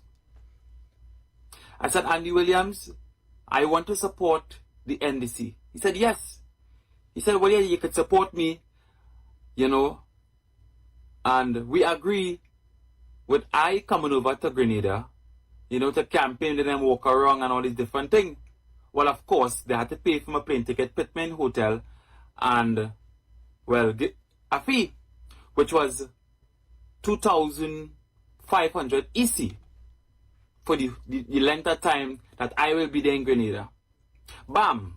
The next day, the PRO of the NDC called me. Now, he don't know me and Andy Williams talk, eh? He called me on the same mission. He wants me to make videos with what's going on in Grenada against the NNP. So I said, well, I just spoke to Andy Williams, so you can later to him, so both of you could talk, and he mentioned that, you know, he and Andy will split the price now, so they will bring me over. But Kit announced the election date. You know, a week passed. Well, I started making videos, you know, real slamming the NNP, bashing them, pointing out the facts, you know, what they have been doing for what they have not been doing. A week passed. They ain't buy me a plane ticket yet. They say they're busy. And yeah, well, that's enough for you. But just wanted to point out to you that he's a content creator from Trinidad who, during the election, they contacted that individual because he had a platform which had attracted a lot of Grenadians online. And they paid him to attack the New National Party and attack the leadership of the New National Party. He said it there. Even give you the figure how much they pay him, 2,500. That was the agreement. Yeah? He's not the only one. They had other people that they paid as content creators. So when you see them front loading now, and they're telling these people and so that we are going to work along with you to create content and so on, you're bringing 24 content creators. Know that these are the same people that they're going to use for the election campaign. Just take note of who the people that you see they're bringing here. They bring 24 out of Trinidad, other places. Nearly every content creator out of Trinidad end up here for the carnival. Paid for, from what we are hearing from the Grenada Tourism Authority. Then you have the Office of Creative Affairs. The budget for this year under that department is 2.7 million. So this money really should be under the Creative Affairs Department because they already have 2.7 million from the budget for the whole year. Now, you see 2.5 million again. It's under the same ministry probably for Creative Affairs. So you understand where they're going with this. This has nothing to do about promoting Grenada. It's about promoting themselves in the future. It's about creating the connection with these people to say, oh, I know Orlando, man. That is my good partner. He does bring me up Grenada every now and again. We just go once they have something. Once Orlando and them in charge and I go. You understand? I good to go, man, because I could come up Grenada and I could hang out and different things like that. That is how these guys are operating. Just remember, when you see the content start to come out from these people, know that is your money that's spent on the front end to build that relationship with these people that they are going to use during their election campaign. Don't be fooled by it. And we're still asking the question, has the Office of Creative Affairs, have they finally have an office now? Because remember, all of them are working from home. So it is now August 2024. We need to find out if the Office of Creative Affairs finally has an office now, or if all of them still operating from home with the massive salaries that they are receiving. Yeah, because we hear some large salaries inside there. And they're operating from home. They don't even have to leave and go into our office. They're just home. Yeah? But anyhow, these are the things that they did not want discussed. These are the things they didn't want discussed. They didn't want you to know all of this has been happening and all of this is what. And there's a lot more, you know. There's a lot more under that supplemental budget because we're running out of time. We can't go over everything tonight. But there's a lot more in that budget. There's a lot more in that budget. But before the program ends tonight, I just want to, as we closing off the week, remind people of some of the highlights from this week. Yeah, let me remind people of this particular one. I hear, Mr. Speaker, to support a supplemental budget. But, Mr. Speaker, sometimes we need to go back before we go forward. Because we heard a lot from the other side, while they were still here, about the advent of Hurricane Ivan. Least they forget. Or maybe it's 20 years ago, so you can forget. But, Mr. Speaker, 15 and 10 years after, we saw topplings on houses across Grenada. So, Mr. Speaker, when you're talking about a month, just a little about a month ago, and you're asking to clean up and to rebuild, Mr. Speaker, you can't be serious. And you cannot be speaking to the people of Grenada who know better, to people whose houses are still beyond repair because of Hurricane Ivan. And just remember there's a person being sworn in as the Minister of Housing. The same housing she's talking about that. I, Delma Thomas, do swear that I will bear true allegiance to Her Majesty's Queen Elizabeth II, her heirs and successors, according to law. So help me God. I, Delma Thomas, do swear that I will faithfully execute the office of Minister for Social Development, Housing, and Community Empowerment without fear or favor. Yeah, just remember that for 9 years, 3 months, and 20 days, from March the 3rd, 2013, up until the 23rd of June, 2022, the individual who basically saying nothing was done in housing was the minister responsible for housing. The one minister whose portfolio was never taken away from her. She was always the Minister of Housing. Nobody held that portfolio. The longest serving Minister of Housing in the history of Grenada. That is the individual who was talking there. Yeah? That is the individual who was talking there. I wonder if she had other things to say. I wonder if she did say other things, boy. Let me see other things she did say before we go back over. So, yeah, let me see if she did say other things. Well, I know what she did say before. Let me hear what you used to say before and them kind of thing, man. Yeah, let me hear you. Mr. Speaker, this NDC government always bring a figurehead to fool people. Oh, boy, the audio is not good on that one. You can't hear that one proper, eh? Nice. Yeah. We got a shift, right? Yeah. So let me see. Yeah, let me see if we can find this one here. Nice, yeah. Let me see if we can hear what she's saying here. We need to look back as we talk about housing. During that time, how many people can say that we receive housing assistance under NDC government? NDC government see housing and improving the life of people, ordinary people as greedy and needy and greedy. That's what they call them.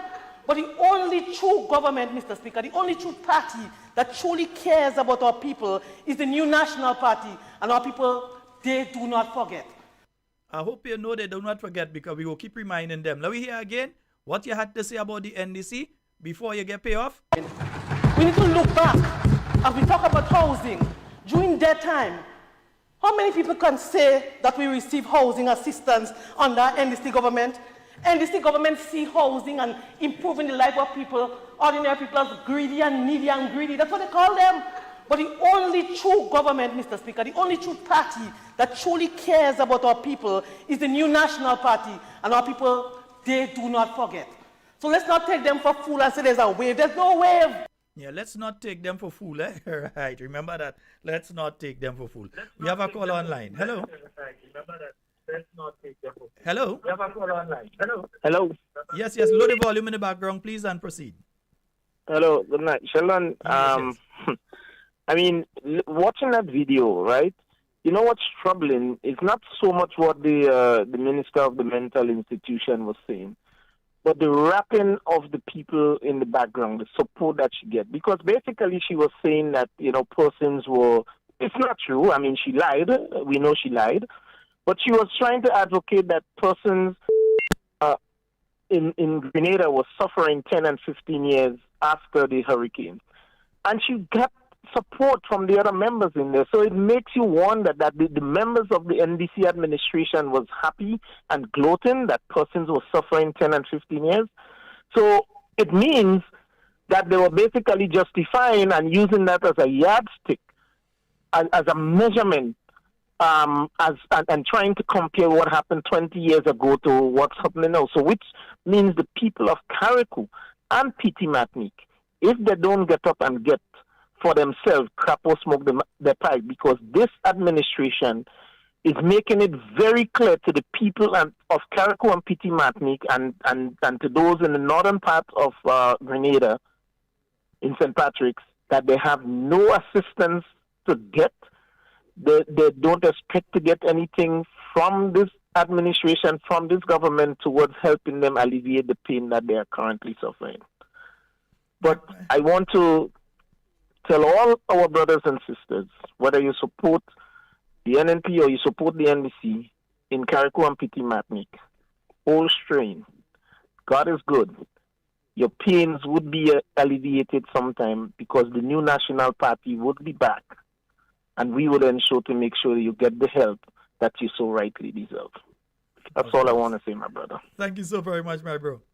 Yes, indeed. I wonder if this one go play. I find the audio on some of them thing low, boy. You wonder? Oh, Mr. Speaker, I hear the whole talk about dictatorship and all that. You know why you hear about dictatorship? Because he's a leader that is able to keep his team together. That's a leader that's able to keep his team together. So you call it dictatorship. Call it what you want. But that's a leader that is able to keep his team together. Do you see we are fighting? What you see among us is love.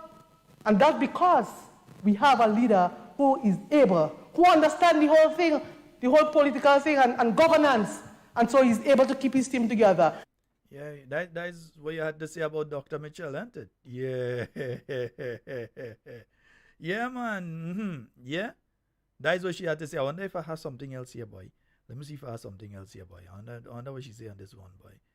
Yeah, I wonder what she say on this one. Let me see what she say on this one here. Nah, that one ain't playing, man. That one ain't want to play. Let me see if we find the next one now. Mr. Speaker, the truth is, sometimes we forget. We're not sitting here just because we want to sit here. People have decided, Mr. Speaker, not once, not twice, they have decided to vote us in 15-0. So how come are we talking leadership issue here? When the nation has made a decision to vote the New National Party, that's because they tried others and they have decided that they wanted. So 2013, maybe we could have said, well, there's a failed leadership, so they give us 15. But we served for 5 years, and then they give us the next 15-0. And we're talking about leadership? But you saying during that period of time, people was living under tarpaulin and you're blaming NNP people was living under tarpaulin. Yeah, just remember, there are literally hours of this, Yeah. The people must decide. That's why we are here. Yeah, the people decide. Yeah, don't worry. The people will have the opportunity to decide once again, The people will have the opportunity to decide once again. Yeah? Yeah, some of them ain't playing proper, man. Don't worry. What missed you ain't pass you. Eh? Folks, yeah, we quickly running out of time. We have about 5 minutes. If somebody call, you have to call no. But if somebody call it, you have to call right now. Watch. That take the cake for the year. And I've seen a lot of madness being said for the year. But you see, that one take the cake for the year. Yeah, that one take the cake for the year. The person who was the minister said that nothing happened in the ministry. Let's just look at it. September 7th, 2004, Hurricane Ivan passed.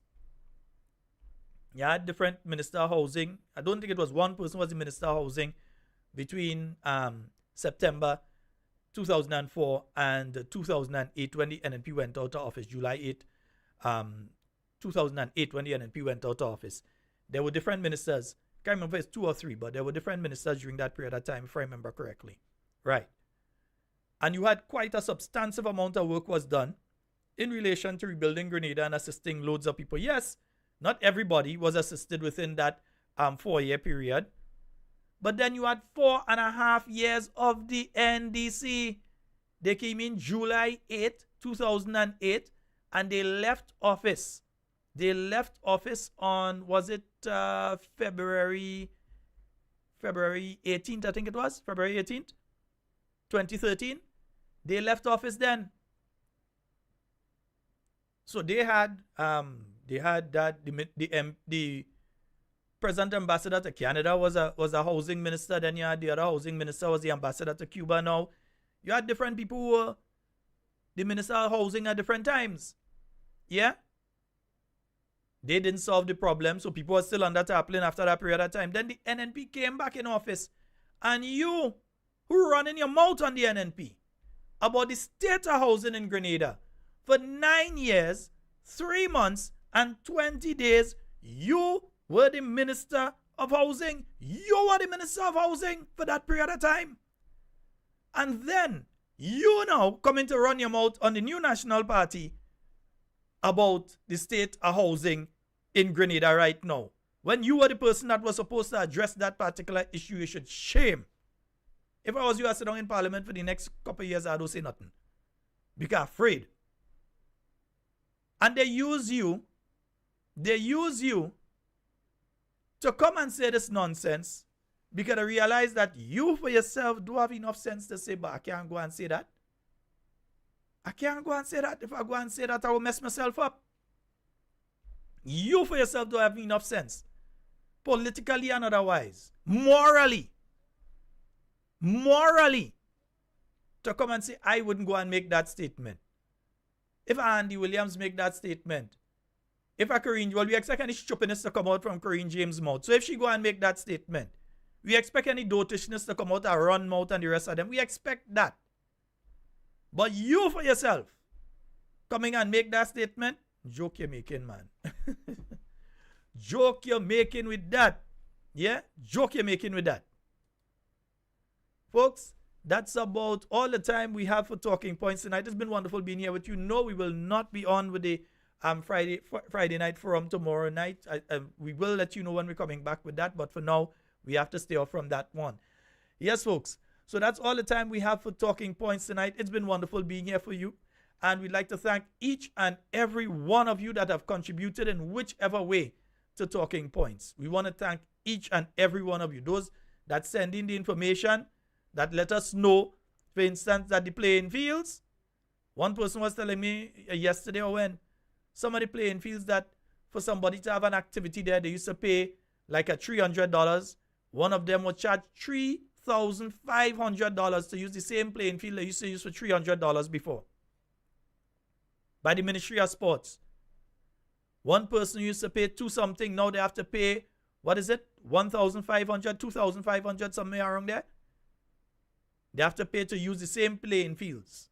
But that's a discussion for next week. Folks, that's all the time we have for Talking Points. It's been wonderful being here. In everything you say and do it safe and secure. I want to be speaking to and with you and definitely not about you. My name is Sheldon Scott. I'm out of here. Love each and every one of you.